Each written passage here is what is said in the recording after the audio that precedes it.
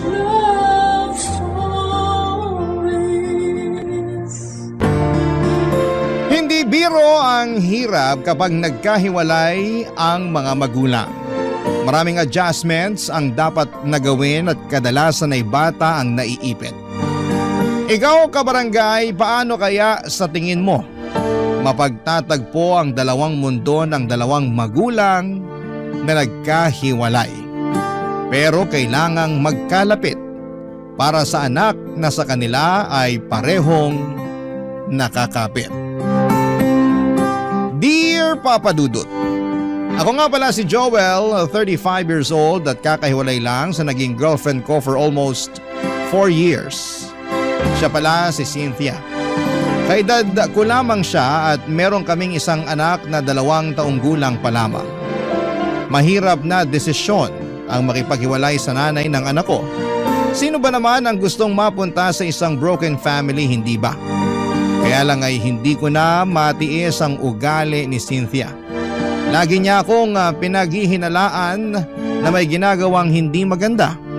Palibasa noong time na naging kami ay malala pa ang trust issues niya dahil niloko siya ng dating boyfriend niya. Nagkaroon din sila ng anak pero nasa poder ng lalaki ang bata. Pinasa sa akin ni Cynthia lahat ng galit at tamang hinala niya sa kanyang ex-boyfriend. Noong una ay sinubukan ko namang tanggapin yon. Mahal ko eh. Kaya lang habang tumatagal ay nakakapagod din pala ang ganong klase ng sitwasyon. Nakadagdag din ang pagiging high maintenance niyang babae. Hindi siya nakontento sa kung ano lang ang kaya kong maibigay sa kanya. Alam naman niya na hindi ganong kalaki ang sahod ko. Galing kasi siya sa may kayang pamilya kaya hindi niya matanggap na maliit lamang ang naibibigay ko sa kanya. Yun madalas ang nagiging away din namin dahil nasasaktan ang pagkalalaki ko sa tuwing pinamumukha niya sa akin na hindi sapat ang naibibigay ko. Hanggang isang araw ay nakipaghiwalay na ako sa kanya, Papa Dudut. Biglaan lang ang lahat dahil napundi na ako sa pagbubunganga niya sa mga pagkukulang at mali ko. At dahil nga sa pakikipaghiwalay ko ay nagtanim siya ng galit sa akin at nakaapekto yon sa anak namin, Papa Dudut.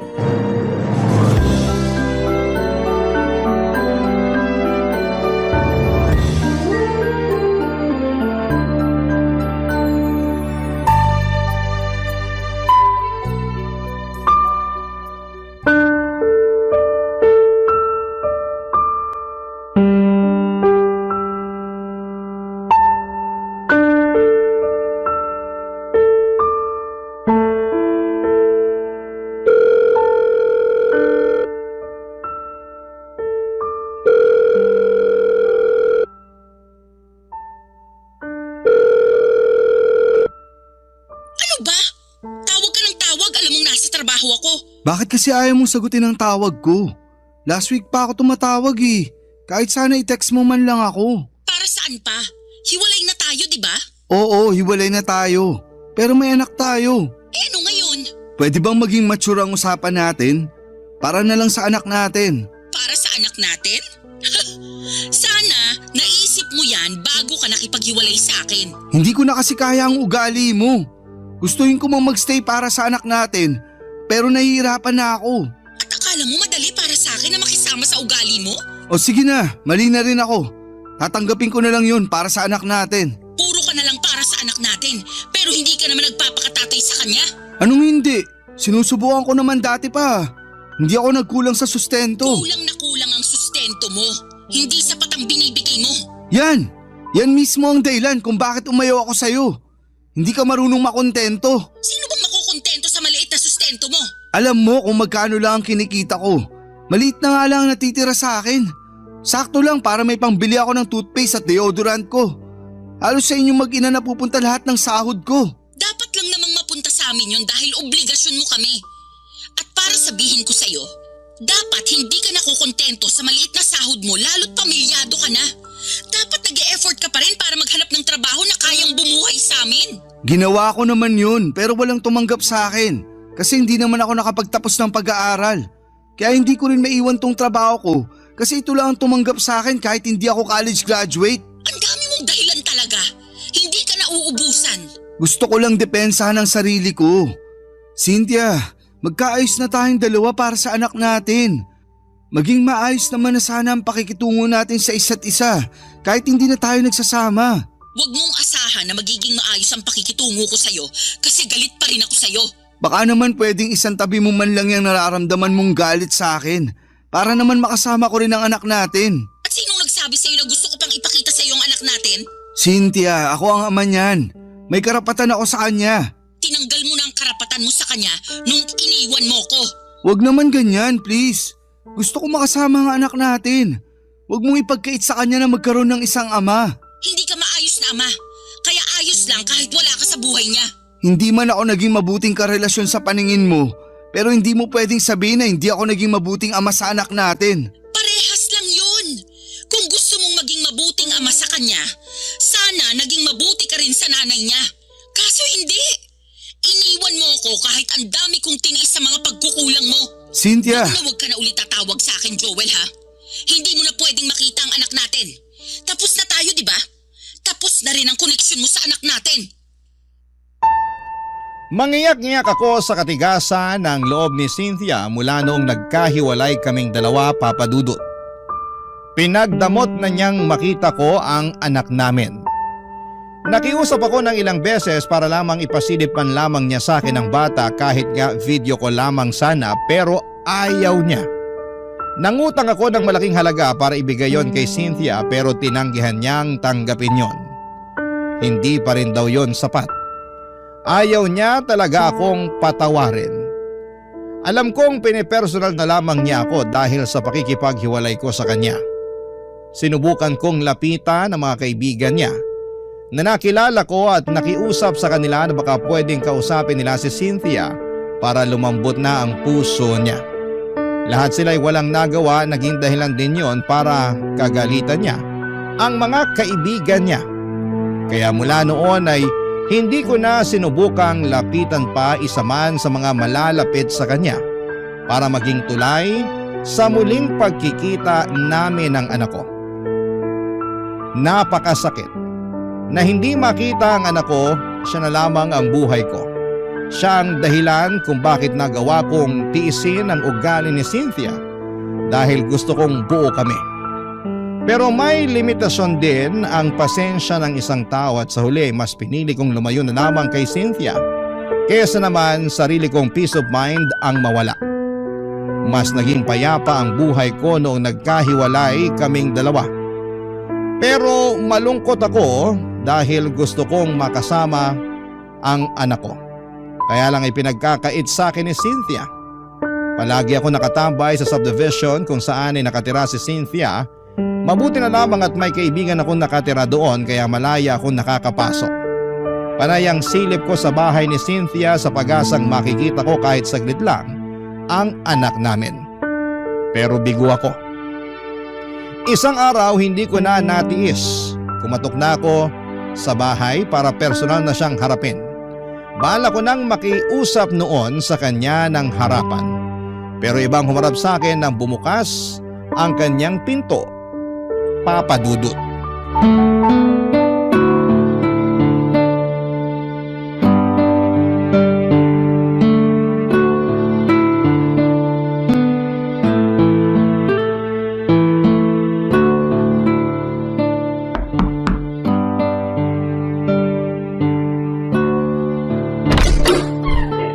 Sino po kayo? Sino ka? Hala? Ako po kaya unang nagtanong. Joel. Joel ang pangalan ko. Andyan ba si Cynthia? Naku, umalis po kaninang umaga. Ganun ba? Mga anong oras kaya siya makakabalik? Baka po hapon na yon kasi dadaan daw muna siya sa bahay ng parents niya bago po siya bumalik dito. Ah, sino ka nga pala? Ay, pasensya na, hindi po agad ako nakapagpakilala. Ako nga po pala si Mara, ang yaya ng anak ni Ma'am Cynthia. 30 years old at mula sa lugar ng mga matatapang, Etivac, Cavite! Hanip ang intro pang Miss Universe. Kabog, di ba? Sabi niyo kasi magpakilala ako eh. Kaano-ano mo si Cynthia? Ay, naku, teka lang po baka miyembro kayo ng budol-budol gang ha? Kasi yung mga ganyang tanungan, napanood ko na yan sa balita eh. Hindi. Ay, ex-boyfriend ako ni Cynthia. Kayo po yung lagi niyang sinasabi na kampo ng demonyo. Naalala ko na. Kayo yung tatay ng anak niya. Ang sakit naman nung kampo ng demonyo. Pero sige, tatanggapin ko. Ganun ang tingin niya sa akin eh. Ang tindi nga po ng galit niya sa inyo. Ang dami niyang kwento tungkol sa inyo. Hula ko, wala siyang magandang nasabi tungkol sa akin no. Ang galing niyo naman pong manghula. Iniwalayan ko kasi siya, kaya sobrang bitter niya sa akin. Naiintindihan ko naman siya, kaya lang Kaya lang ano po? naiipit kasi yung anak namin. Doon ako nahihirapan. Ay, hindi po ba niya pinapakita sa inyong anak niyo? Mula nung nagkaiwalay kami, hindi na niya pinakita sa akin. Kahit makausapan lang po sa phone? Kahit yan, hindi pwede. Pinapaupa ko na muna ang galit niya sa akin. Pinagdarasal ko na lang na makamove on na siya agad para hindi na niya ipagkait sa akin yung anak namin. Mukhang matagal-tagal pa bago siya makamove on sa inyo, sir. Halos bumuga na nga ng apoy sa tuwing naaalala niya kayo eh. Mapagtanim din kasi ng galit yun. Hayaan mo na lang. Baka naman kasi minahal rin niya kayo ng sobra. Kaya nasaktan. Tapos naging bitter na dragon. Kaya nga eh. Minsan, pinagsisisihan ko rin na iniwan ko siya. Kasi mahal niyo pa ho ano. Ay! Naiisip kong balikan siya para makita ko na yung anak namin. Sobrang desperado na ako, Mara. Gusto ko talagang makita kahit ilang minuto lang yung anak namin. Ay, paano kaya to? May naisip kasi ako pero baka mapag-initan ako ni Ma'am Cynthia kapag nalaman niya eh. Ano ba yun? Matutulungan mo ba ako para makasama ko ang anak ko? Hindi ko po may papangako pero susubukan ko po na maipakita sa inyo yung anak nyo kapag wala po si Ma'am Cynthia dito. Kukunin ko na lang po yung number nyo, sir. Gusto mo lang ata akong maka-textmate eh. Hala si sir! May boyfriend po ako sa Cavite ha? Huwag kayong ganyan, loyal ako dun. Binibiro lang kita kasi masyado nang mabigat yung usapan natin eh. Sige, ito ang number ko. Pero palitan mo na lang ang pangalan ko ha para hindi makita ni Cynthia na nag-uusap tayo. Ay teka, sisave ko na po. Patingin nga po ulit. Ayan. Nasave ko na po yung number nyo. Ite-text ko po kayo mamaya ha. Salamat Mara ha. Salamat. Sana matulungan mo akong makita ang anak ko. Hindi ko maitago ang saya ko nang makaharap ko si Mara. Nabuhayan ako ng pag-asa na muli kong makakapiling ang anak ko sa tulong ng kanyang yaya, Papa Dudut. Kinagabihan ay nag-text si Mara sa akin. Nakauwi na raw ang mag-ina ko. Kinuha niya ang Facebook account ko para isend ang pictures ng anak namin ni Cynthia. Palihim niyang ginawa yon habang nasa banyo ang ex ko. Yun ang unang beses na nasilayan ko ang mukha ng anak ko matapos siyang itago sa akin ng nanay niya. Kahit kasi sa Facebook ay hindi nagpo-post si Cynthia ng pictures ng anak namin. Kahit mga kamag-anak niya ay wala ring post tungkol sa kanilang mag-ina. Kaya hindi ko maitago ang sobrang gala ko nang sa wakas. Nakita kong muli ang anak ko kahit sa picture man lang.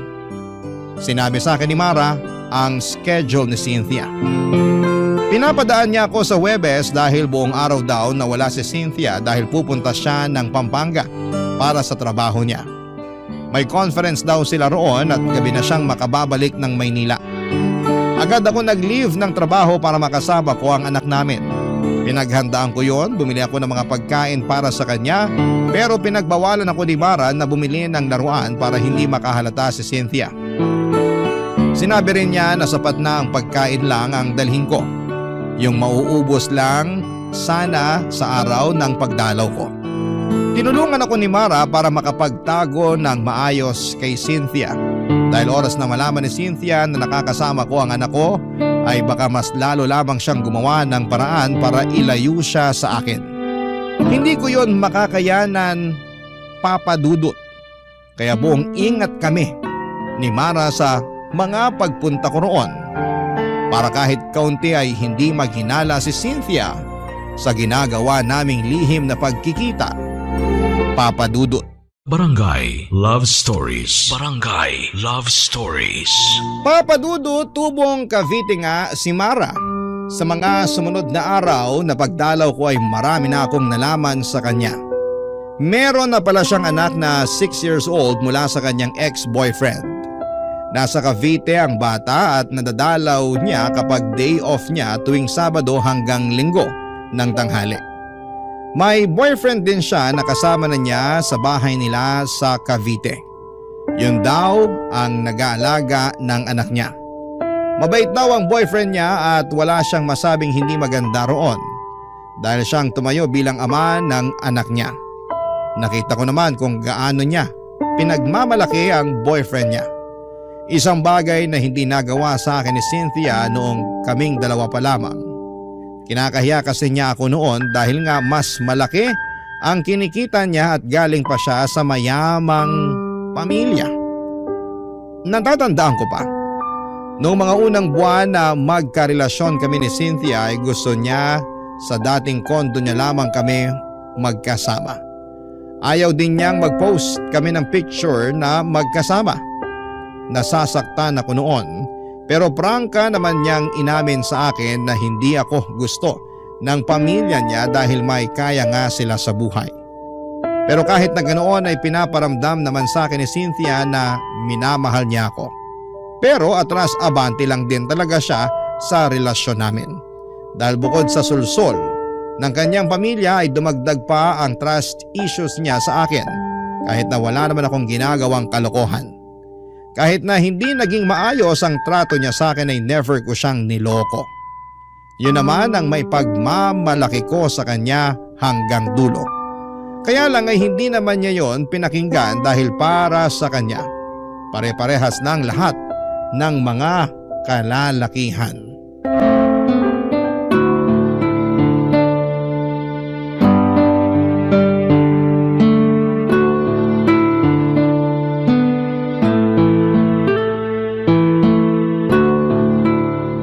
Pinagod niyo po yung anak niyo, sir. Ang himbing kagad ng tulog, oh. Sorry na. Na-enjoy ko lang makipaglaro ulit sa kanya. Alam mo namang ang tagal ko nang hindi nakasama ang anak ko. Gets kita, sir. Ganyan din ako sa anak ko tuwing umuwi ng Cavite kapag day off ko. Parang ayoko nga patulugin para hindi matapos yung bonding naming dalawa eh. Ang sarap maging magulang, no? Mahirap pero masarap. Sinabi niyo pa, sir. Wag mo na nga akong tawaging sir. Halos magkaedad lang naman tayo. Tsaka close naman na tayo eh. Eh naku, nakakailang naman kung tatawagin ko lang kayong Joel. Hindi ako sanay. Tatay kayo ng inaalagaan kong bata. Pero hindi naman kita pinapasahuran. Kaya tanggalin mo na yung sir ha. O sige na nga, susubukan ko. Mara, salamat talaga ha. Naging tulay ka para makasama ko ulit ang anak ko. Alam mo, ilang beses ka nang nagpasalamat. Okay na nga yun. Masaya akong makatulong. Tsaka kailangan talaga ng bata na makasama din ang tatay niya. Sana ganyan din ang mindset ni Cynthia. Ay, kaso hindi eh. Dinamay niya yung personal na galit niya sa akin para hindi ko makita ang anak namin. Hintayin na lang nating makamove on si Ma'am Cynthia. Lalambot din yun. Parang hindi ko na nga inaasahan yan. Yung ex nga niya bago ako, hanggang ngayon sinusumpa pa rin niya. May mga ganong tao lang po talaga, mapagtanim ng galit. Kahit maliliit na pagkakamali, hindi niya kayang patawarin. Isang beses, alam mo ba, nakalimutan ko lang siyang batiin para sa mansari namin. Aba, hindi na niya yun pinalagpas. Lagi niyang sinusumbat. Kaya wala raw akong pakialam sa relasyon namin. Eh isang beses lang naman nangyari yun. Eh teka, may ganyang experience din ako kay Ma'am Cynthia. Minsan, nakalimutan ko ilabas yung basura. Ayun, mula noon may trust issues na siya sa akin. Halos oras-oras bago matulog, pinapaalala niya sa akin yung basura. Kahit hindi naman na naulit yun. Pero wala na siyang tiwala sa akin. Ang sabi niya, mauulit pa raw yung pagkalimot ko.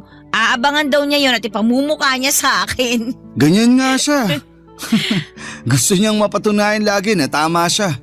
Kaya babantayin niya lahat ng galaw mo para makahanap ng butas. Gusto niyang may paglaban na hindi siya nagkakamali ng iniisip tungkol sa'yo.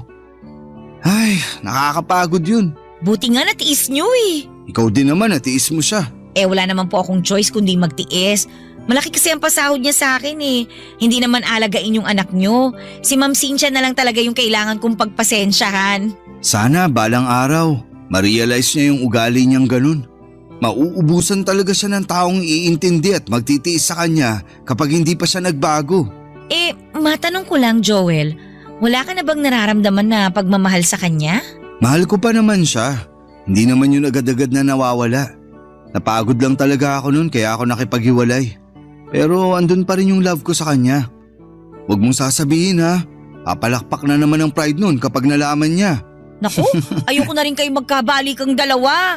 Ha? Bakit naman? Kasi kapag pinag-uusapan natin siya, ramdam ko yung lungkot at stress sa'yo. Pero kita ko pa naman sa mga mata mo na may feelings ka pa rin naman sa kanya. At okay lang yun. Hindi naman basta-bastang nawawala yun eh. Nanay kasi siya ng anak mo. Salamat sa pag-intindi ha. Sobrang bigat lang kasi talaga ng pinagdaanan ko sa kanya. Siya ang pinakaminahal ko sa lahat ng mga nakarelasyon ko. Pero siya yung pinakamasakit na lesson na dumating sa buhay ko. Takot ka na siguro magmahal ulit ano? Ay, Joel! Kailangan mo nang umalis! Tumatawag si Ma'am Cynthia! Mukhang pauwi na to!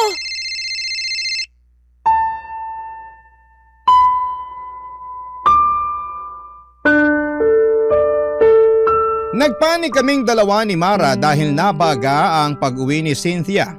Pinagdadampot ko na lamang lahat ng kalat at pagkain na pinagsaluhan namin ni Mara at ng anak ko bago ako lumabas. Nagmadali akong pumunta sa bahay ng kaibigan ko sa subdivision na yon. Doon muna ako magpapalipas bago ako mag-book ng masasakyan. Kailangan munang makauwi ni Cynthia bago ako lumabas ng subdivision para hindi kami magkasalubong na dalawa. Ganon na kasi ang sistema namin. Napakiusapan ko naman ang kaibigan ko. Naintindihan niya ang sitwasyon ko, lalo't saksi siya sa naging relasyon namin ni Cynthia.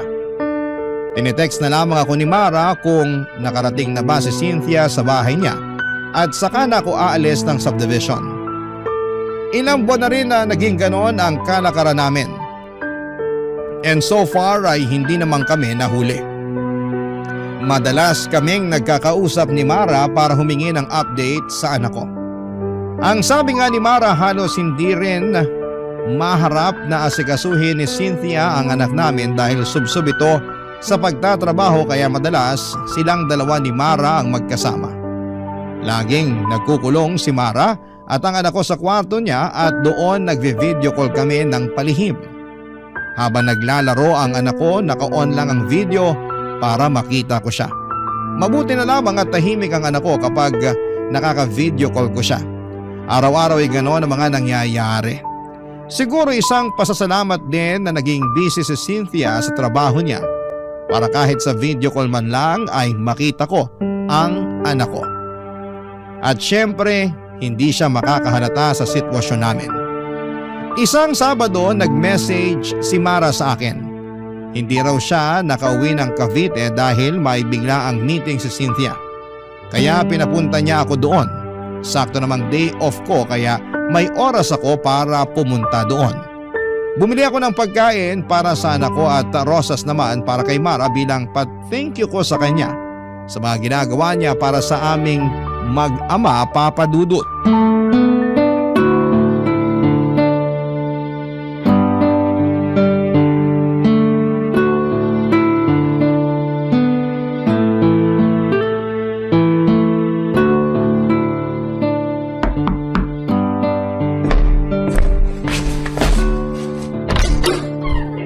Oh, Joel!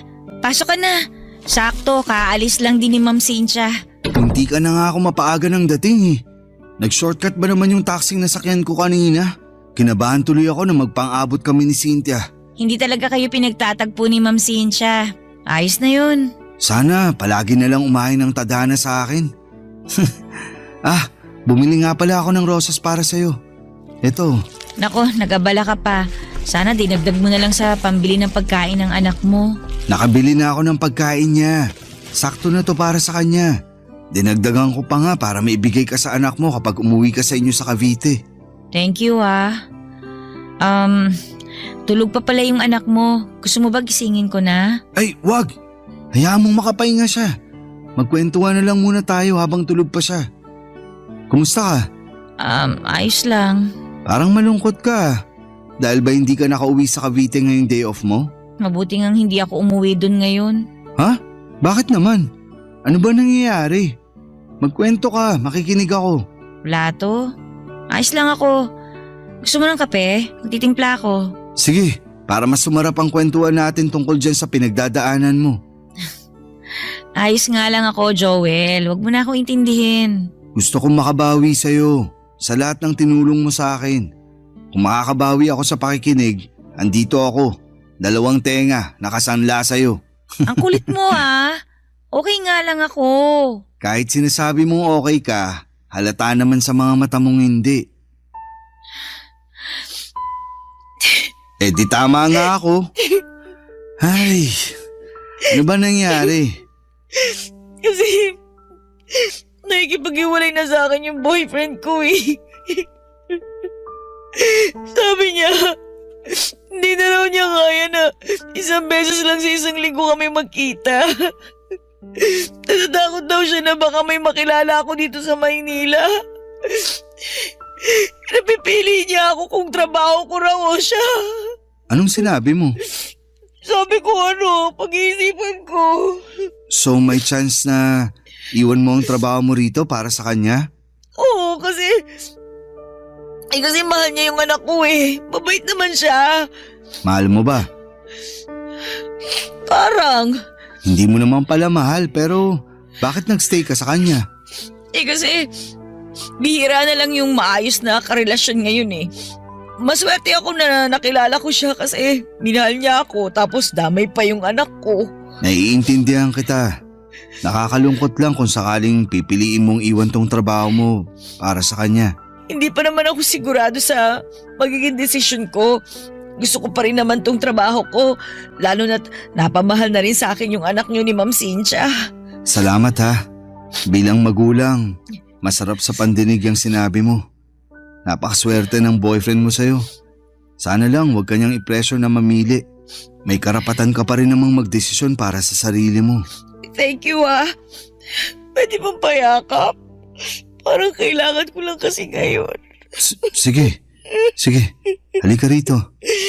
Kailangan ko rin naman ng yakap ngayon Papa Dudut, nagkayakapan kami ni Mara. Inakala kong sandali lang yon para medyo gumaan ang pakiramdam niya. Pero hindi siya kaagad bumitaw. Nakayakap siya ng mahigpit sa akin at kasabay noon ay nadinig ko ang pag-iyak niya. Halatang naguguluhan at nahihirapan siya sa problemang kinakaharap niya. Aaminin ko na pagyakap niyang yon ay may naramdaman akong kakaiba. Nakaramdam ako ng init sa katawan ko. Lalo na noong dinidikit pa niya ang bandang dibdib niya sa akin. Papa Dudut, hinawakan ko ang kanyang buhok at hinaplos-haplos yon para doon mabaling ang atensyon ko at hindi ako makagawa ng hindi maganda. Pero sa ginawa kong yon ay mas lalong dumikit sa akin si Mara. At nang kumala siya sa pagkakayakap sa akin ay agad niya akong hinalikan. Ako naman, Papa Dudut, ay nagpaubaya. May nangyari sa aming dalawa sa sala ng bahay ni Cynthia. Mabilis lamang yon dahil natakot din kami na biglang dumating si Cynthia. Nang matapos kami, nakayakap pa rin si Mara sa akin at sinabing yon ang unang beses na nakaramdam siyang muli ng saya. Sa piling ko lang daw niya naramdaman yon. Napangiti ako at aaminin kong magaan din ang loob ko kay Mara at nakikita ko siyang mabuting tao base na rin sa kanyang pananalita at kung paano niya kami asikasuhin ang anak ko. Pagkatapos noon ay tinawagan niya ang boyfriend niya at sinabing hindi na niya iiwan ang trabaho niya sa Maynila. Nakaramdam ako ng tuwa sa mga nalaman ko dahil kahit papaano may magiging paraan pa rin ako para makasama ang anak ko. Dahil syempre oras na umalis si Mara ay mapuputol na ang pagkikita namin ng anak ko, Papa Dudut. Barangay Love Stories. Barangay Love Stories. Nakipaghiwalay na nga ang boyfriend ni Mara sa kanya, Papa Dudut. Mabilis lang naman yung tinanggap ni Mara dahil alam niyang hindi naman niya mahal ang lalaking yon. Alam niyang nadaan lamang siya sa kabutihan nito at sa ipinakita niyang pagmamahal sa anak niya. Doon na kami malayang nagkaroon ng lihim na relasyon. Yun nga lang ay nilihim namin ang lahat ng yon hanggat hindi pa natatanggap ni Cynthia ang hiwalayan naming dalawa. Hindi ko pwedeng sabihin sa iba ang namamagitan sa pagitan namin ni Mara. Alam kong mas lalo lang magtatanim ng sama ng loob sa akin si Cynthia kapag nalaman niyang kasambahay niya ang pinatos ko. Naintindihan naman yon ni Mara at sinabi sa akin na walang problema sa kanya kung patago muna kami dahil alam niya ang ugali ng ex-girlfriend ko. Napadalas na ang pagpunta ko kina Cynthia. Kahit andon si Cynthia ay nagagawa ko pa rin makipagkita kay Mara. Doon nga lang kami sa bahay ng kaibigan ko nagtatagpo kapag tulog na si Cynthia. Madalas nga, kapag dumadalaw na ako sa bahay ni Cynthia, hindi ko na halos nakakasama ang anak ko kasi mas madalas na kaming magkaharutan ni Mara. Nananabik din kasi ako sa feeling na merong nagmamahal sa akin. Pero hindi naman namin pinapabayaan ang anak ko ha, ikaklaro ko lang. Siyempre alam niyo naman na siguro yung pakiramdam ng mga unang buwan ng relasyon, hindi ba? Kumbaga nakaikot lang kayo sa mundo ng bawat isa at ini-enjoy ang lambingan at saya. Ganon ang nangyayari sa amin noon ni Mara. Nagkakaroon kami ng sariling mundo kung saan kaming dalawa lamang ang pwedeng makapunta at makakita.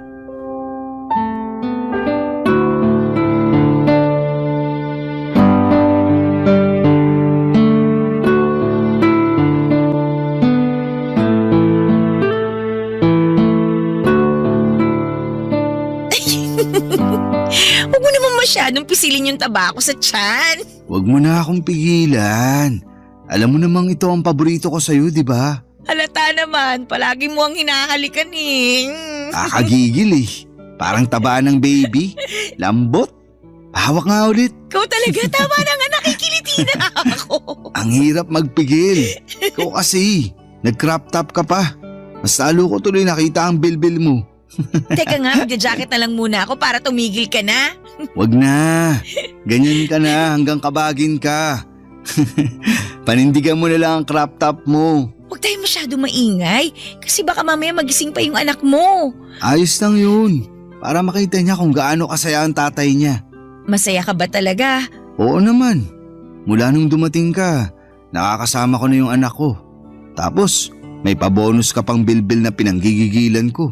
Ayaw mo na talagang lumayo sa usapang bilbil ha?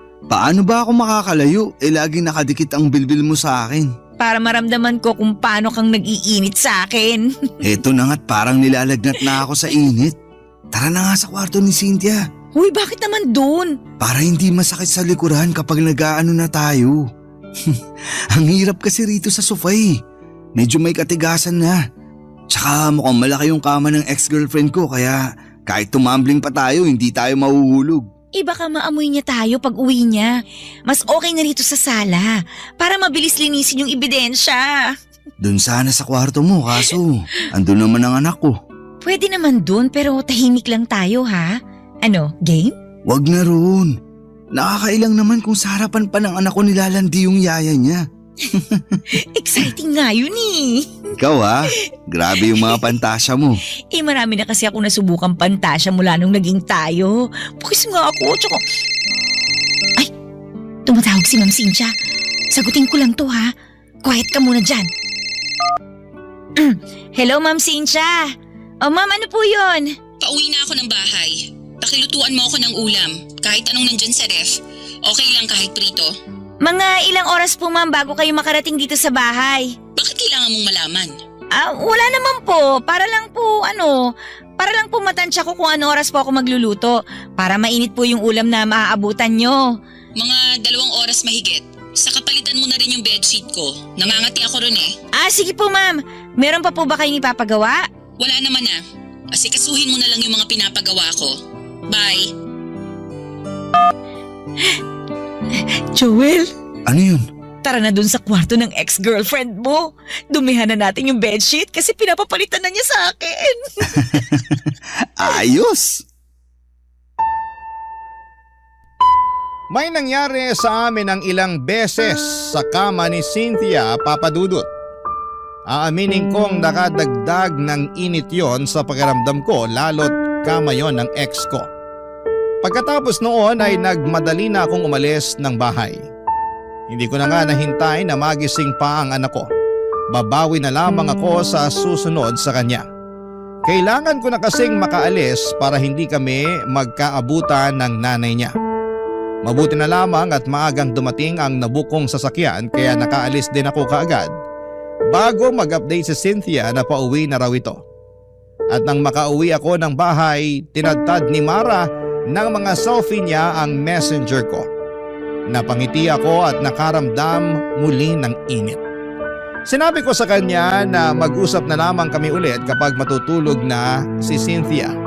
At makalipas nga ang ilang oras bago sumabit ang alas 11 ng gabi ay nag-message na si Mara. Gising noon ang anak ko at magkasama silang dalawa habang magka-video call kami. Para silang mag-ina at para kaming pamilya ng mga oras na yon. Nakapag-usap siguro kami ng mahigit 1 oras bago ko tinapos ang tawag. Para makapagpahinga na rin ang anak ko dahil alanganin na ang oras. Nag-chat na lamang ako kay Mara na sabihan niya ako kung kailan ulit ako makakadalaw. Mabilis naman siyang nag-reply at sinabing pwede na raw kagad kinabukasan. May out of town meeting daw si Cynthia at madaling araw na ito makakauwi. Natuwa ako noon dahil mas mahaba ang oras na makakasama ko na si Mara at ang anak ko. Kaya naman natulog na ako kaagad para maaga akong makabili ng mga pagkain nilang dalawa sa pagdalaw ko, Papa Dudut.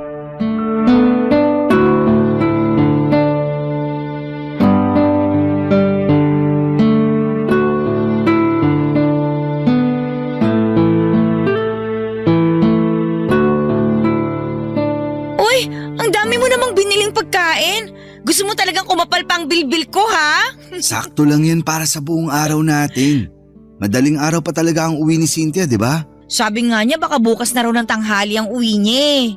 Uy, ayos ah. Baka pwede pa ako makatulog dito nun. Para may experience ko namang matulog buong gabi kasama kayo ng anak ko. Gusto ko rin naman yun. Yaan mo, kapag lumamig na ang lahat, magagawa na natin yan. Sa ngayon, magtago lang muna tayo. Buti ka pa. Ang lawak ng pangunawa mo. Sana ganyan din si Cynthia. Wow! Cynthia! Ma'am!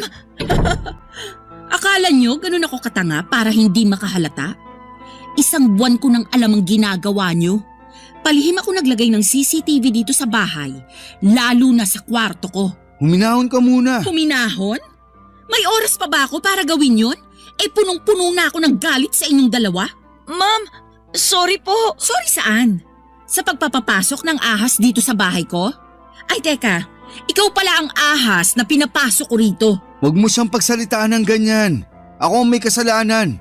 Ako ang namilit na ipakita niya sa akin ang anak natin. Anak lang ba natin ang gusto mong makita, Joel?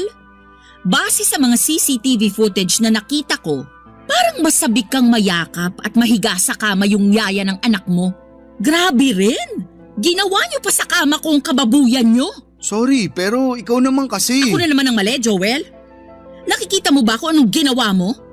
Mas lalo mong sinira ang tiwala ko sa'yo. Kung sa una pa lang sana hindi mo na ipinagdamot ang anak ko sa akin, edi hindi sana tayo aabot sa ganito. Pinapatikim ko lang sa'yo ang epekto ng pag-iwan mo sa akin. Sinabi ko naman sa'yo na huwag mong idamay ang anak natin sa problema natin pero… Sa ayaw at gusto mo, madadamay talaga ang anak natin. Lalo na ngayon, ang bababoy nyo. Habang nasa kabilang kwarto ang anak natin, nagawa mo pa talagang patungan ng yaya niya, Joel? Anong klaseng pag-iisip ang meron ka? Bakit init ng katawan ang pinapairal mo? Kasalanan ko po, Ma'am Cynthia. Huwag niyo pong sisihin si Sir Joel. At ngayon, Sir Joel ang tawag mo sa kanya? Patapos kang maghubad sa harapan niya?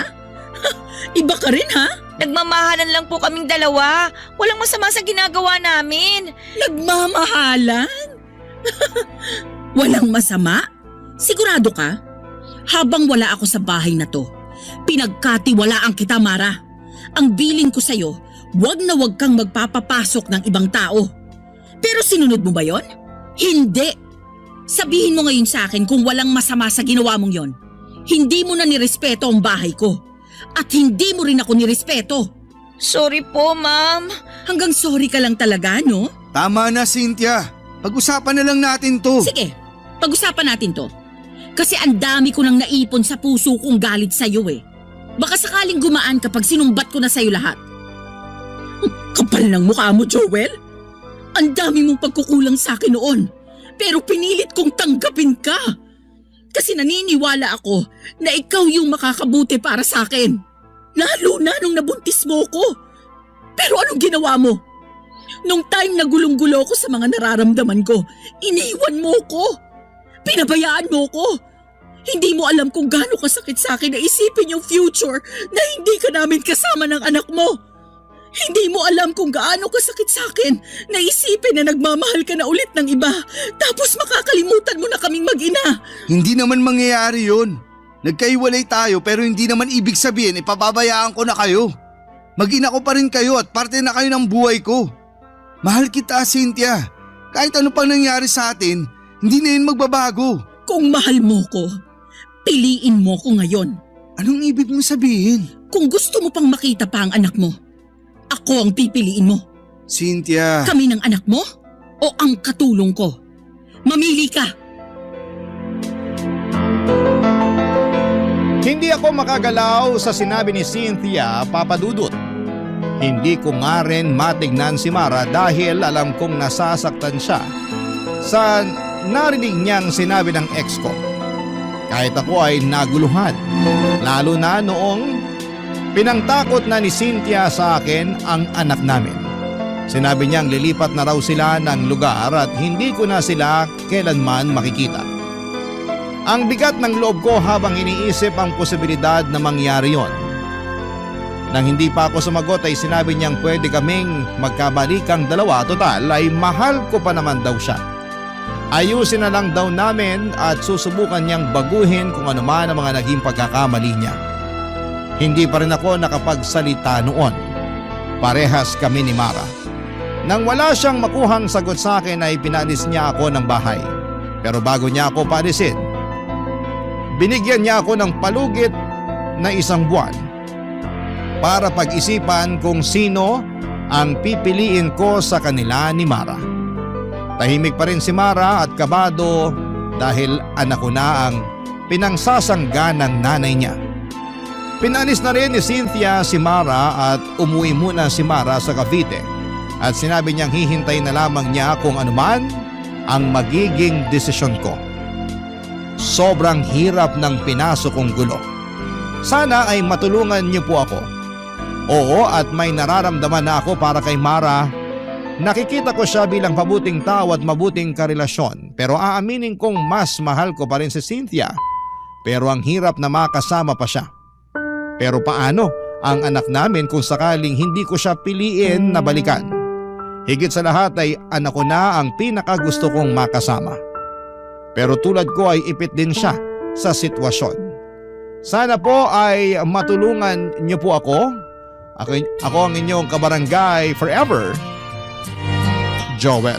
Barangay Love Stories. Barangay Love Stories. Nalilito pa rin sa live ang ating kabarangay. Ano kaya ang maipapayo mo sa kanya? Ibahagi mo yan sa ating comment section para mabasa rin niya. Nagustuhan ng iyong napakinggan? Ituloy yan via live stream sa www.gmanetwork.com/radio.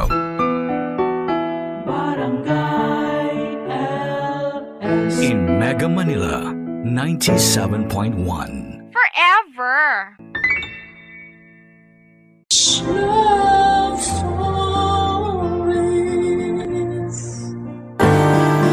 Masarap magmahal. Lalo na kung mahalaga sa atin ang isang tao. Ngunit mahalaga ring magtira ng respeto para sa sarili dahil masaktan ka man pagdating ng araw, may kakapitan ka pa rin sa kabila ng iyong pagkabigo.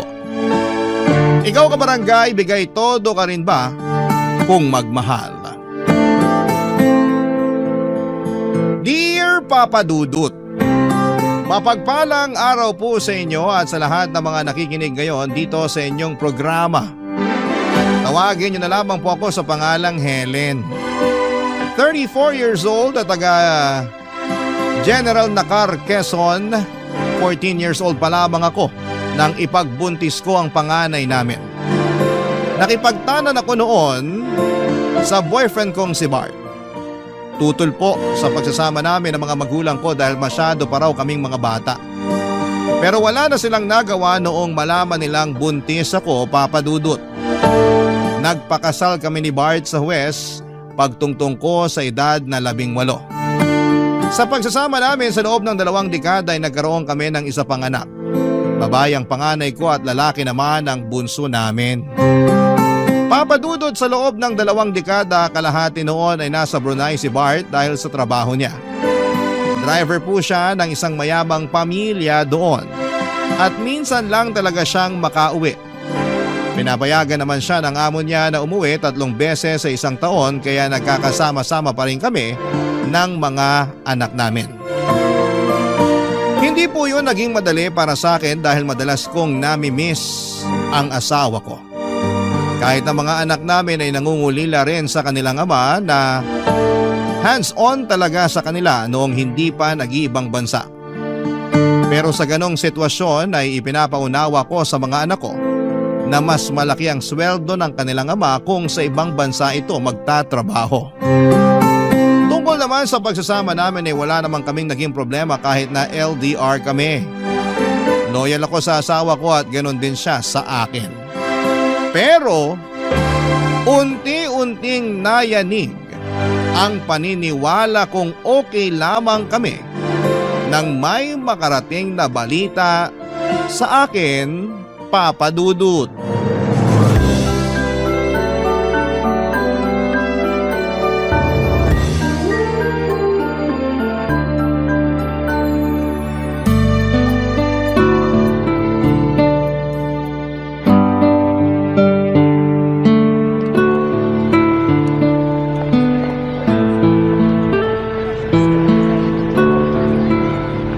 Nagkausap na ba kayo ng asawa mo?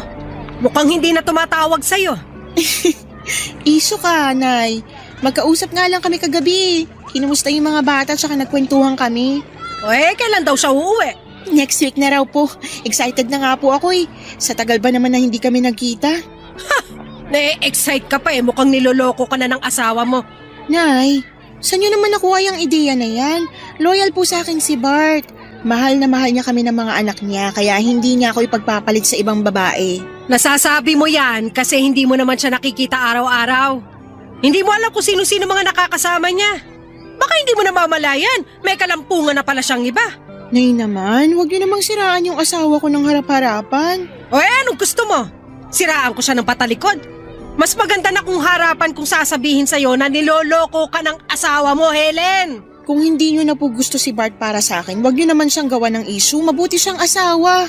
Hindi naman siya pumapalya sa pagpapadala at sa pangungumusta sa aming mag-iinan niya eh. Baka medyo nakukonsensya pa kaya nangungumusta. Kung sa pagpapadala naman, hindi mo dapat ipagpasalamat yun. Kasi may responsibilidad siya sa inyo, lalo na sa mga anak mo. Teka lang po, Nay. Bakit nyo po ba nasasabi yan? Hindi ba't sinabi sa'yo ng asawa mo na sa susunod na linggo pa siya uuwi? 2 araw na siya rito sa Pinas. Ano po? Kanina nyo naman nalaman? May nakapagsabi sa akin. Yung anak ng kaibigan kong galing sa Pasay. Nakita niya raw si Bart doon sa bahay na nadadaanan nila pa uwi. Kaya nga nagtanong siya sa akin kahapon kung lumipat na raw ba kayo kasi akala niya nandun na kayo mag-iina. Kaya doon na lang dumiretso si Bart. Baka naman niloloko lang kayo noon. Alam nyo naman kung gaano kadaling manira ng tao. Paano kung totoo? Bakit hindi mo tanungin yung asawa mo? Tama na po, Nay. Sinungaling yung nagkwento sa inyo, hindi pa nakakauwi yung asawa ko. Mukha akong pagtataasan ng boses. Kung ayaw mong maniwala sa sinasabi ko, bahala ka. Pero kapag ikaw na mismo nakahuli sa pagsisinungaling ng asawa mo, huwag mong ipapakita sa akin yung pag-iyak mo. Ang kulit nyo naman po kasi, Nay. Hindi nga po nagloloko yung asawa ko. Kung gusto nyo, tatawagan ko siya ngayon habang kaharap ko pa kayo. Wag na! Mas mabuti kung kakausapin mo siya kapag nandito na siya. Tanungin mo ng harapan para hindi makapagsinungaling sa'yo. Sige po, Nay. Kakausapin ko siya at papatunayan ko po sa inyo na hindi totoo yung chismis na nasagap nyo. Sana nga! Ayoko rin naman mangyari na ngayon pa masisira yung pamilya ninyo. Kung kailan mahigit 2 dekada na yung pagsasama nyo. Uulitin ko po, Nay. Mabuting asawa si Bart kaya hindi niya ako magagawang lokohin. Kapag napatunayan ko nagsisinungaling yung nagsabi sa inyo na nakita niya yung asawa ko, pupuntahan ko siya't kakausapin. Hindi ko palalampasin yung paninira niya sa asawa ko. Papa Dudut, kahit sa panaginip ay hindi ko naisip na lolokohin ako ng asawa ko. Consistent naman kasi siya sa ipinapakita niya mula noong magsama kami. Mabait siya at responsableng asawa. Tuwing nakikipag-inuman siya ay nagpapaalam pa nga siya sa akin at hindi rin nagpapaabot ng madaling araw. Madalas pa nga siyang nagsasabing under noon dahil kapag pinauwi ko siya ay sumasama talaga siya at hindi na nagyayabang pa. May kaklase si Bart noong high school na nagtatrabaho sa Brunei bilang driver. Ang kaso'y pinauwi na ito ng asawa dahil naghahabol na magkaroon ng isa pang anak kaya nairekomenda nito ang asawa ko. Sa maraming taon na nagsama kami ay pinakita niya kung gaano niya ako kamahal. Madalas niya akong pinagsisilbihan. Magkatulong kami noon sa karinderya ni nanay at ayaw nga niya na napapagod ako kaya halos siya na ang gumagawa ng mga mabibigat na mga gawain. Nagkakahera na lamang ako noon at paminsan-minsan ay nagsiserve sa mga customers namin. Pero pagdating sa pagluluto at kahit na sa paghuhugas ng mga plato ay siya na ang gumagawa. Bukod pa roon ay naghahanap pa siya ng mga racket hanggang sa maging driver siya ng delivery truck. Okay naman ang kitaan niya roon pero noong naospital ang bunso namin, naubos ang savings naming mag-asawa nang kinailangan itong operahan. Pero noong magkatrabaho siya sa Brunei, mabilis kaming nakabangon, Papa Dudut.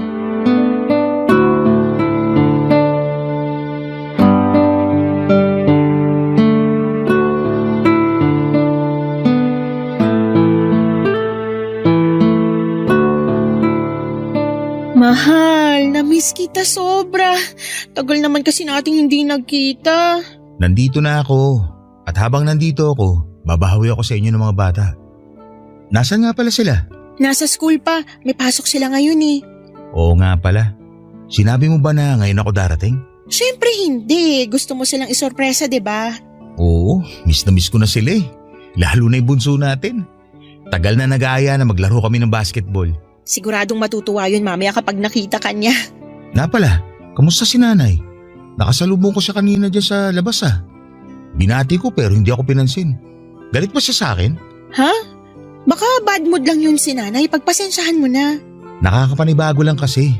Dati naman, kinukumusta niya pa ako tuwing nagkikita kami sa labas. Ay nako, kakausapin ka rin ni nanay. Wrong timing ka lang talaga. Teka, kumain ka na ba? Oo, kumain na ako kanina. Ikaw?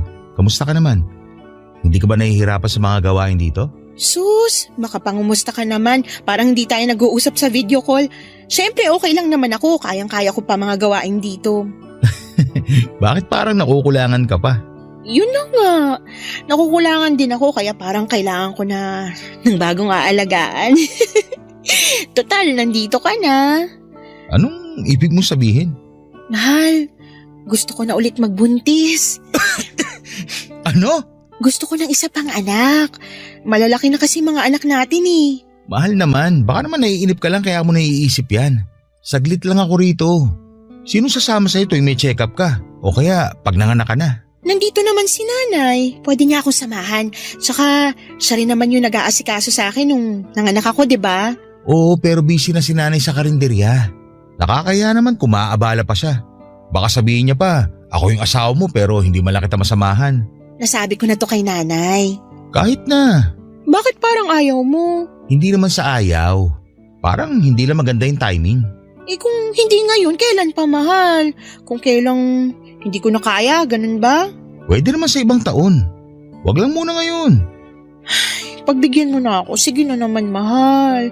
Gusto ko lang talagang maranasan ulit na may alagang baby. Pero gusto ko rin makasama mo ko sa pagbubuntis mo. Para masubaybayan ko yung anak natin hanggang sa paglabas niya. Pwede naman kitang laging i-update. Madalas naman tayo magka-video call, di ba? Oo, pero iba pa rin yung nakikita ko kayo ng malapitan. Para may magawa man lang ako para sa inyo. May magagawa ka naman eh. Sinusustentuhan mo naman kami tsaka lagi ka rin nangungumusta. Sapat na sa akin yun. Mahal, please naman, makinig ka sa akin. Huwag na muna ngayon, okay? Gusto ko rin naman magkaanak pa tayo. Pero hindi lang talaga ito yung tamang panahon para dyan. Ang simple-simple lang naman ang hinihiling ko sa'yo. Hindi naman ikaw yung magbubuntis kundi ako. Mahal, pag-usapan na lang natin to ulit sa susunod, okay? Magpapahinga muna ako. Ang layo pa ng binyahe ko papunta rito. Ano pa nga bang magagawa ko?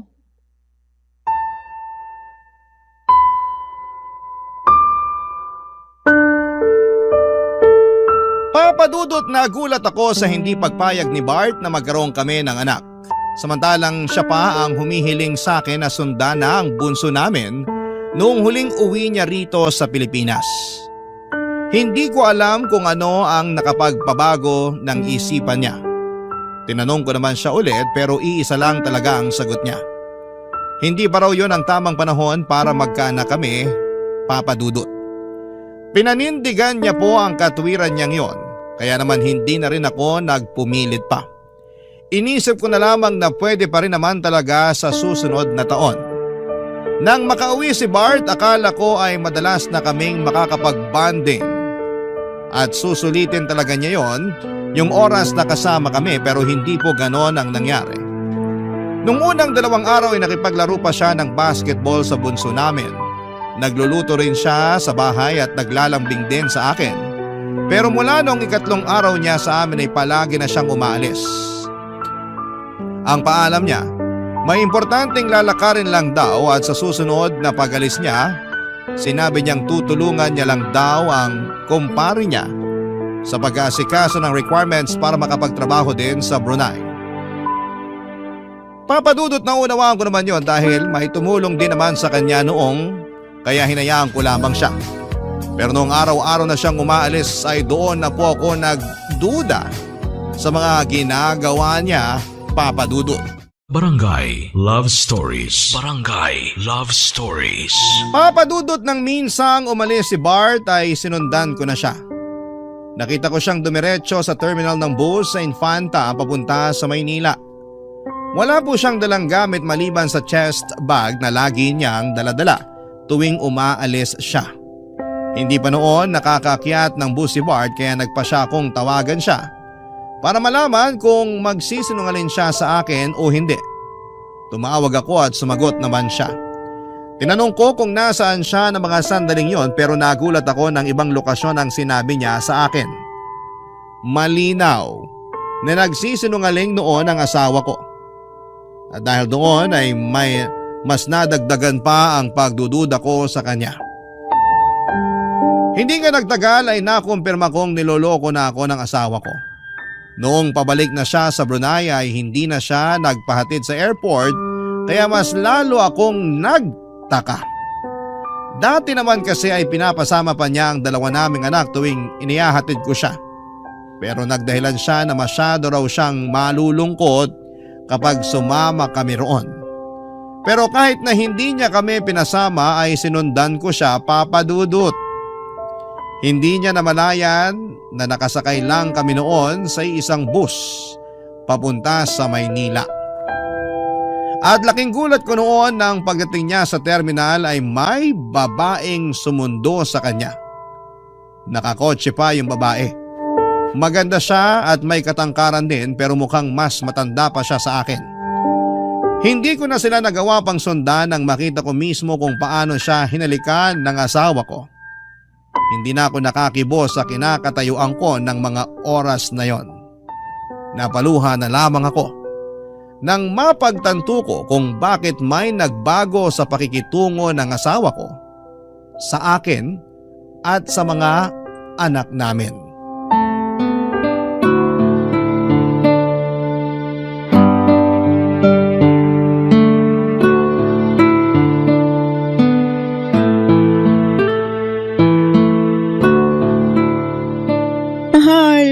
Kumusta yung biyahe mo pa Maynila? Okay naman. Safe naman ako nakarating dito sa airport. Sa airport? Sana nga, sinama ko kayo eh. Ngayon pa lang, namimiss ko na kayo ng mga anak ko. Talaga? Oo naman, mahal. Bakit parang hindi ka naniniwala? May dahilan ba para hindi ako maniwala sa'yo? Ano ba yung pinagsasabi mo? Siyempre wala. Sigurado ka? Mahal, ano ba to? Parang iba na yung tono mo ah. May gusto ko ba sabihin sa akin? Wala. Wala, pero ganyan ka naman makipag-usap. Ikaw, wala ka bang sasabihin sa akin? Ay, mahal. Pwede bang diretsahin mo na lang ako? Ang hirap kasi ng ganito na parang manghuhula pa ako kung bakit ka nagkakaganyan. Nasaan ka ngayon? Nandito sa airport. Pwede bang mag-selfie ka ngayon? Ha? Maraming tao rito. Nakakahiya. Kailan pa naging nakakayang mag-selfie sa airport? Ginagawa mo naman yan dati ah. Mahal naman. Ano bang mahirap sa hinihiling ko sa'yo? Selfie lang naman, 'di ba? Hindi kasi pwede. Bakit hindi pwede? Baka naman kaya ayaw mo kasi wala ka naman talaga sa airport. Paano mo naman nasabi yan? Pwede ba? Huwag ka nang magmaang-maangan. Akala mo ba hindi ko malalaman na next week pa talagang flight mo? Ano? Hindi ka makasagot kasi totoo yung sinasabi ko? Oo, totoo. Wala rin naman point kung magsisinungaling pa ako. Wala ako sa airport. Nandiyan ka sa babae mo, di ba? Kailan mo pa ba ako niloloko, ha? Kailan pa kayo ng babae mo? 5 taon na. 5 taon? Ganong katagal na kayong magkarelasyon? Bart naman! Paano mo nagawa sa akin to? Mahal, pasensya ka na. Kinailangan ko lang kasing gawin to. Kailangan ko ng tulong niya para magkaroon ng trabaho sa Brunei. Tinulungan ka naman ng kaibigan mo, di ba? Ano pa yung tulong na sinasabi mo? Nagsinungaling ako sa'yo noon. Totoong tinulungan ako ng kaklase ko nung high school. Pero nabankrupt yung amo ko. Nagbawas na siya ng mga driver nila. At isa ako sa natanggal kasi ako lang naman yung Pinoy doon. Hindi ko na alam yung gagawin ko noon, mahal. Buti na lang, ipinakilala sa akin ng kaibigan ko si Angelica. Siya yung tumulong sa akin para magkaroon ng panibagong trabaho sa Brunei. Marami siyang kilala na makakatulong sa akin. Kaya may napasukan kaagad ako noon. Kaya ba pati yung Angelica na yun, pinasukan mo na rin? Mahal naman. Intindihin mo naman ako. Para sa inyo rin naman itong ginagawa ko. Hindi ko lang talaga sinabi sa'yo na natanggal ako sa trabaho kasi ayoko ma-stress ka pa. Saka ayoko rin umuwi nang wala man lang sapat na ipon. Ngayong may ipon na tayo, hindi mo na kailangan makisama sa babae mo. Umuwi ka na rito. Mahal, hindi talaga pwede. Please naman, unawain mo naman ako ngayon. Anong gusto mong gawin ko, ha? Tanggapin na lang na may kahati ako sa'yo, ganun ba? Hindi naman magtatagal to, mahal. Pansamantala lang to. Ikaw pa rin yung mahal ko. Kayo pa rin yung pamilya ko. Kaya sana, pagbigyan mo na muna ako ngayon. Alam mo, hindi ko alam kung paano mo pala sasabi sa akin yan ngayon. Hindi ka pumayag nung sinabi ko sa'yo na gusto ko magbuntis ulit. Tapos ngayon, malalaman ko na may kabit ka pala. Ano gusto mo maramdaman ko? Dapat ba hindi na lang ako masaktan kasi mahal mo naman kami ng mga anak mo? Niloko mo na nga ako eh. Huwag mo naman akong gawin tanga. Papadudot dahil sa galit ko ay napilitan si Bart na bumalik at ilaan sa amin ang natitira pa niyang 1 linggo dito sa Pilipinas. Harap-harapan niyang inamin ang naging affair nila ni Angelica. Kahit daw nasa Brunei siya ay madalas pa rin silang magkasama. Sobrang sakit noong nalaman ko lahat-lahat ng panloloko sa akin ng asawa ko. Kahit na sinabi niyang ginawa niya yon para sa amin, ay hindi ko pa rin matanggap na sa tinagal-tagal ng pagsasama namin ay matagal na rin pala niya akong niloloko. Pero kahit gaano kasakit ang ginawa niya, nagdesisyon ako na inihim yon sa mga anak namin. Nagpanggap kami na walang problema dahil ayokong maapektuhan sila. Lalo na't pareho pa silang nag-aaral. Isa pa, Papadudot, ay masyado ring makiama ang 2 kong anak kaya hindi kaya ng puso ko na masira ang tingin nila sa papa nila. Tiniis ko ang lahat kahit na may choice naman akong kumawala na lamang sa relasyon namin. Sa madaling salita ay pumayag ako na may kahati ako sa asawa ko. Pumayag rin ako na magsama sila sa Brunei.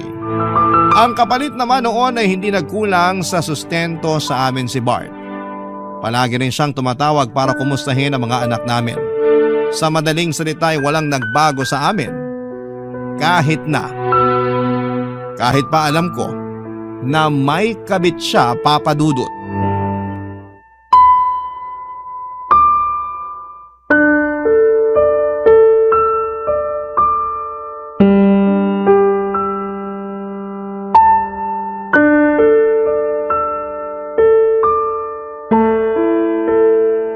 Nasaan ka ngayon? Nandito ako sa kwarto ko. Bakit hindi mo kasama ngayon yung babae mo? Hindi mo ba siya namimiss? Pwede bang wag na natin siya pag-usapan? Bakit hindi? Parte na rin naman siya ng buhay natin, di ba? Pinagsasabay mo kami kaya masanay ka ng palagi ko siyang binabanggit. Mahal naman. Kayo pa rin yung pamilya ko kahit nagsasama na kami ni Angelica.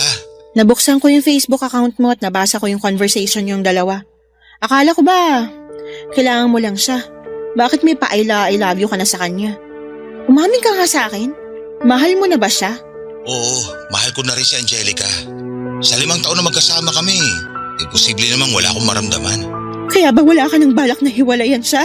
Wala naman ako sinasabing ganun. Ang ibig ko sabihin, hindi ganun kadali na hiwalayan siya gaya ng gusto mo. Isipin mo naman yung pinagsamahan natin. 22 years, Bart! Sasayangin mo lang yan para sa Angelica na yon. Wala naman kayong anak kaya wala kang responsibilidad sa kanya. Mas matagal mo akong nakasama. Isipin mo naman yun. Alam ko naman lahat ng yan at hindi ko rin nakakalimutan. Sinabi ko naman sa'yo, di ba? Mahal na mahal pa rin kita. Pero hindi pwedeng dalawa kaming mahal mo. Hindi pwedeng dalawa kami na inuuwian mo. Naiintindihan mo ba? Kaya darating pa rin ang araw na kakailanganin mong pumili sa amin. At alam mong hindi ako papayag na hindi kami yun. Kayo pa rin ang pipiliin ko, alam mo yun. Pero hindi ko pwedeng gawin yan ngayon kasi hindi pa nakakatapos yung mga anak natin. Ano ibig mong sabihin? Makikipagrelasyon ka sa ibang babaeng yun sa loob ng maraming taon? Sa gusto mong mangyari, imposibleng hindi ka makabuo ng pamilya sa kabit mo. Tapos kakalimutan mo na kami kasi may bago ka na. Sabihin mo na lang kung ayaw mo na talaga sa akin kasi maghahanap na rin ako ng iba. Mahal, huwag ka namang ganyan. Mahal na mahal kita. Huwag mo naman ako ipagpalit sa iba. Ang kapal naman ng mukha mong sabihin niya sa akin samantalang ikaw yung naunang mga liwa. Usa siyang dumating. Hindi ko siya hinahanap kaya ibang kaso yun. Ah, ganon. Kaya tuwing may bagong darating, tatanggapin mo na lang. Si Angelica lang yung babae ko, okay? Wala nang iba. Dapat ba akong matuwa na wala nang iba? Lintik naman, Bart. Nagpapakamartir na nga ako rito para lang magmukha pa ring buo yung pamilya natin at hindi masira yung imahe mo. Tapos ganyan pa yung maririnig ko mula sa'yo. Ano bang gusto mong gawin ko para maniwala kang kayo pa rin ang pipiliin ko? Anakan mo ko. Yun lang ang gusto kong mangyari. Wala na akong pakialam kahit magsama kayo ni Angelica. Sige, payag na ako. Pagka-uwi ko ng Pilipinas, sisiguraduhin ko na magkakaanak ulit tayo. Tungkol naman sa sustento, kailangan mo ring dagdagan yun at hindi ka pwedeng pumalya. Wala tayong magiging problema pagdating sa sustento. Hindi ako magkukulang sa inyo. Mabuti kung ganun. Pero sana, wag mo na akong pilitin makapag-hiwalay kay Angelica. Hihiwalayan ko siya kapag natapos na yung mga anak natin sa pag-aaral. Pero sa ngayon, magiging patas ako sa inyo.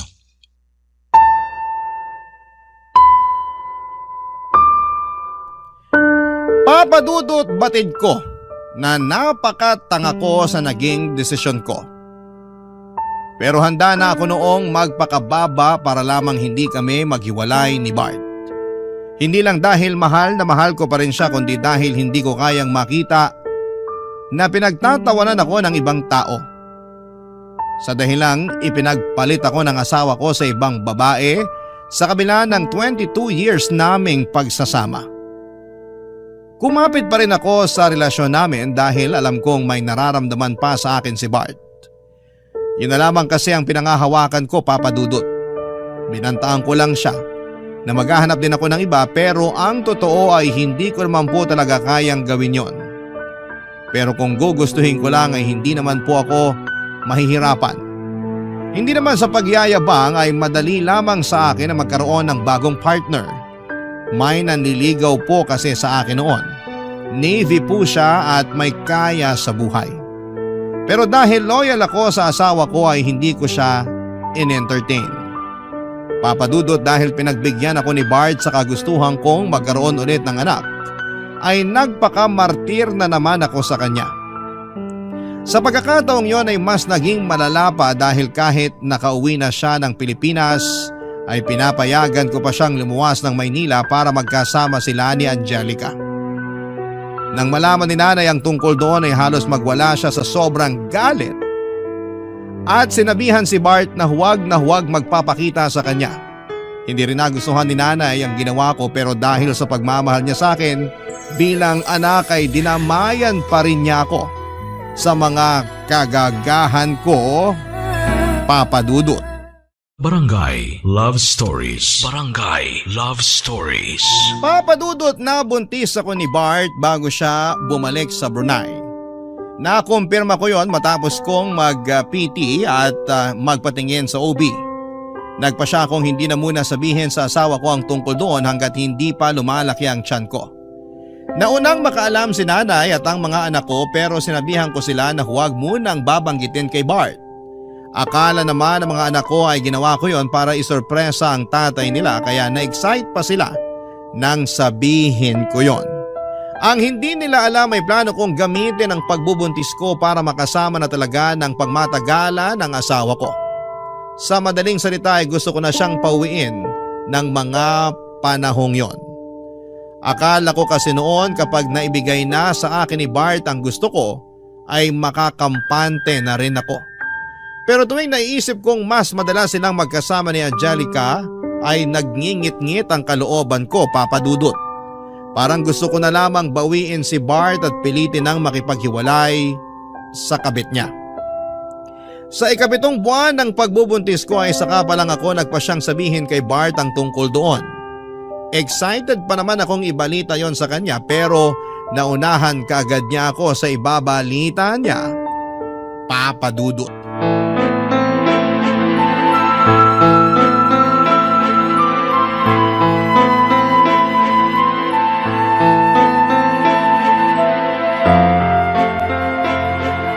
Anong sinabi mo?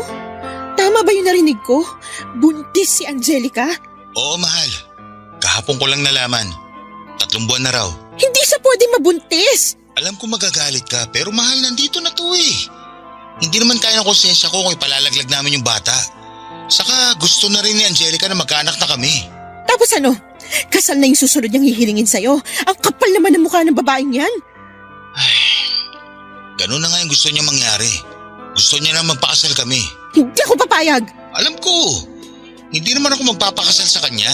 Pwede naman ako magdahilan na lang sa kanya na hindi basta-basta ang proseso ng annulment. Kung sasabihin mo yan sa kanya, parang pinaaasa mo pa siya. Ipakausap mo siya sa akin. Baka kailangan mo na ipamukha sa kanya kung anong lugar niya sa buhay mo. Hindi naman mangyayari yun eh. Sinabi mo rin sa akin noon na kami yung pipiliin mo, pero anong ginawa mo, ha? Binigyan mo pa siya ng dahilan para itali ka niya. Binuntis mo pa. Huwag ka na magalit, please. May usapan naman tayo, di ba? Nabubuntisin kita para magkaroon ka na ulit ng aalagaan. Hayaan mo pagbalik ko. Malapit na akong manganak, Bart. Anong ibig mo sabihin? Buntis ka rin? May mga anak bang hindi buntis? Pero bakit ngayon mo lang sinabi sa akin? Kasi gusto ka naming isorpresa ng mga bata. Pero wala eh. Sa ganitong pagkakataon mo pa nalaman, inunahan mo ko kaagad ng balitang na buntis mo na yung kabit mo. Pasensya ka na. Kung alam ko lang. Kung alam mo lang ano, may gagawin ka ba para mapasaya ako ngayon? Ano bang gusto mo, mahal? Hiwalayan mo si Angelica. Pero. Wala nang pero. Ang tagal ko nang nagtiis na may kahati sa'yo.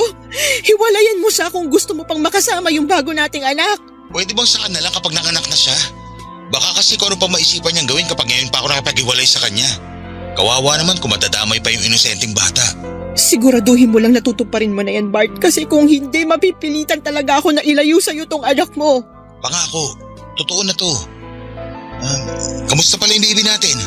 Nakakapagpa-check up ka ba? Sinong kasama mo sa pagpunta sa doktor? Si nanay. Siya naman talaga nag-aasikaso sa akin noon pa. Kunwari ka pang hindi mo alam. Pasensya ka na kung wala na naman ako sa tabi mo. Sanay na ako, kaya hindi mo na kailangang humingi ng pasensya. Lalaki ba yung anak natin? Oo. Talaga? May naisip ka na ba ipapangalan sa kanya? Wala pa. Pwede bang ako na lang magpangalan sa kanya? Hindi mo na kailangang hilingin sa akin yan kasi ikaw naman yung ama nitong dinadala ko. Sige, mag-iisip ako na ipapangalan sa bunso natin. Sana pag-isipan mo rin yung pag-uwi mo rito sa panganganak ko. Mahal, alam mo naman na hindi ako basta-basta makakauwi, di ba? Baka naman ayaw mo lang talaga. Yan ka na naman eh. Basta titingnan ko. Pero kung sakaling hindi ako makakauwi, pahingi ako ng mga picture ni baby pagkapanganak mo sa kanya. Kahit yun lang, mahal.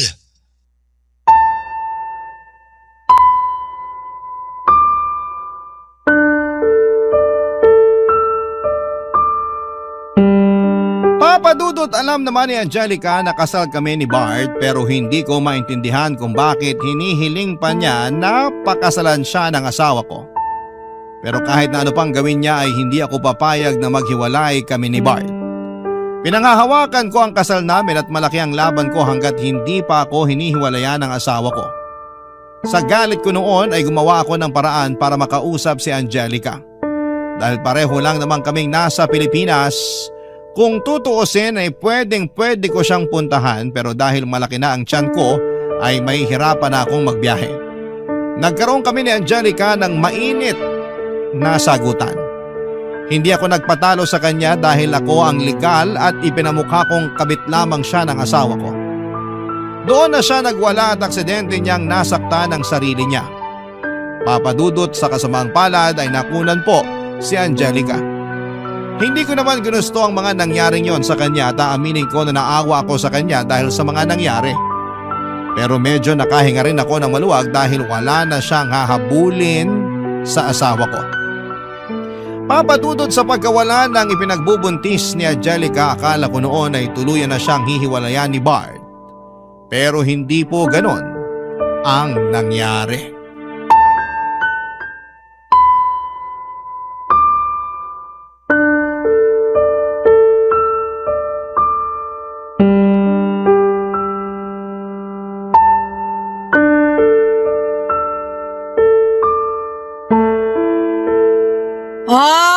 Anong sinabi ko sa'yo?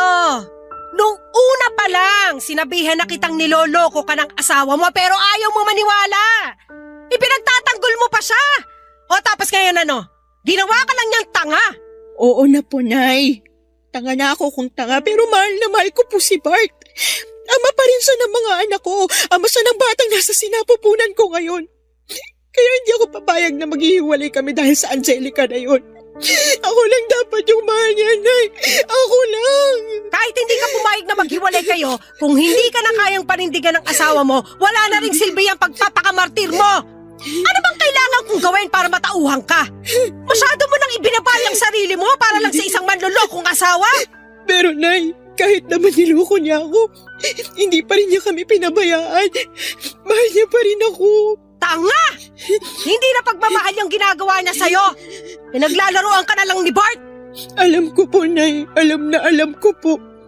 Pero tiniis ko na ang lahat para sa mga bata. Ayoko malaman nila na hindi na kami maayos ng papa nila. Ayoko ring malaman na may ibang babae si Bart kasi baka mawala yung respeto nila sa kanya. Narinig mo ba yung sarili mo? Helen naman! Kaya ka biniyayaan ng utak para gamitin mo sa mga desisyon mo sa buhay at hindi para magpakatanga lang sa isang lalaki.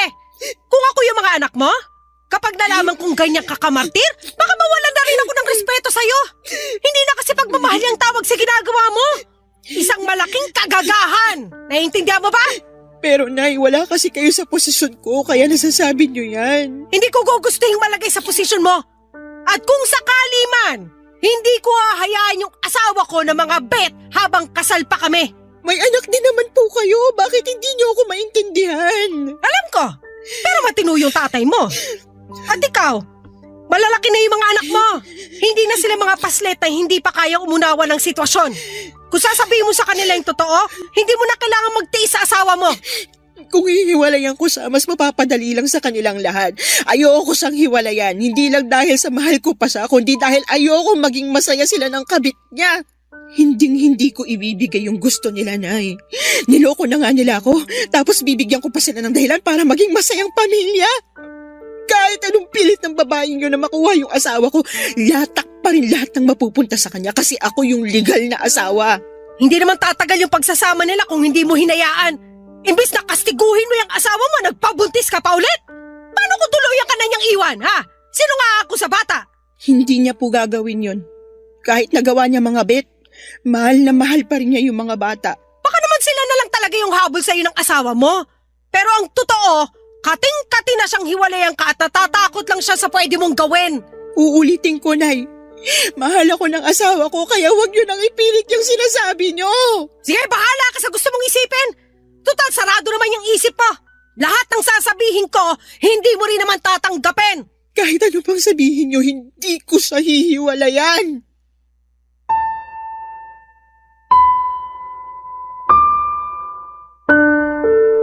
Papadudod sa kabila ng mga nangyari kay Angelica ay nakumpirma kong nagsasama pa rin sila ni Bart at wala talaga siyang balak na hiwalayan nito. Hindi nga nagtagal ay hiniling na rin niya Papa Dudut na maghiwalay kami. Tama si nanay. Mga bata na lang talaga ang habol sa akin ng asawa ko. Nangako naman siya na hindi siya magkukulang sa suporta niya sa mga bata. Lalo na sa batang nasa sinapupunan ko sa ngayon. Humihiling siya ng annulment at willing daw gumastos si Angelica para doon. Pero hindi ako pumayag. Hinayaan ko silang magsama gaya ng gusto nila pero hindi ko hinayaang mawala sa akin ang titulo bilang legal na asawa.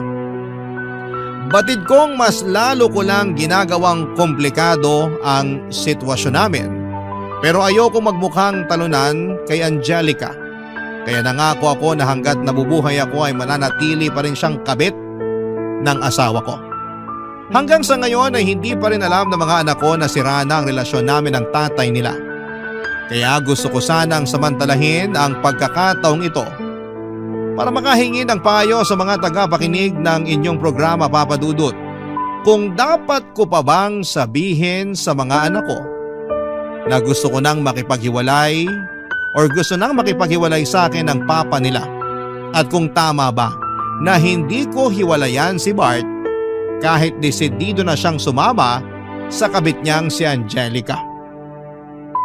Sa ngayon ay hanggang dito na lamang po muna Papa Dudut ang kwentong ibabahagi ko at maraming salamat po sa pagbabahagi nito Papa Dudut at gayon din sa lahat ng bumubuo ng Barangay LS. God bless and more power sa inyong programa. Ang inyong forever kapuso at ka-barangay, Helen. Barangay Love Stories. Barangay Love Stories. Nalilito pa rin sa live ang ating kabarangay. Ano kaya ang maipapayo mo sa kanya? Ibahagi mo yan sa ating comment section para mabasa rin niya. Nagustuhan ng iyong napakinggan? Ituloy yan via live stream sa www.gmanetwork.com/radio.